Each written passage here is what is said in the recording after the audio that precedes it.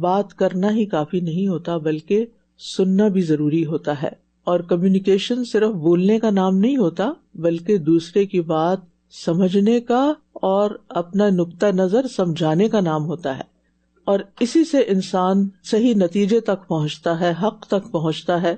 اور جب انسان کوئی بات کسی کی سنے تو اس وقت اپنے خیالات کو ایک طرف رکھ دینا چاہیے، اور جو کوئی کچھ کہہ رہا ہے اس کو توجہ سے سنا جائے، اور پھر اس کے بعد انسان اس کے اپنی یعنی جو بھی اس کی رائے ہو وہ قائم کرے. تو سننے سے انسان کی معلومات میں بھی اضافہ ہوتا ہے، اور پھر اس کے بعد جو وہ فیصلہ کرتا ہے زندگی میں کسی بھی کام کو کرنے کا، کوئی راستہ اختیار کرنے کا، وہ بھی سوچ سمجھ کر کرتا ہے. پھر اپنے فیصلوں پر اس کو پچھتاوا نہیں ہوتا.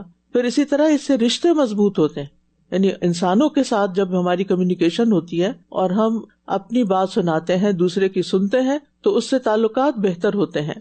تو سننا بھی ایک فن ہے دراصل، اور ہم سب کو اچھا لسنر بھی بننا چاہیے.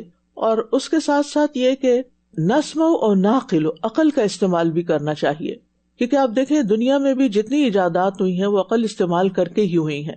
لیکن وہ چند ایک لوگ ہوتے ہیں جو صحیح معنوں میں عقل استعمال کرتے ہیں، چاہے وہ دنیا کے معاملات ہوں یا آخرت کے معاملات ہوں. اکثریت عقل سے کام نہیں لیتی، اسی لیے اللہ سبحانہ و تعالیٰ فرماتے ہیں اکثرہم لا یعقلون.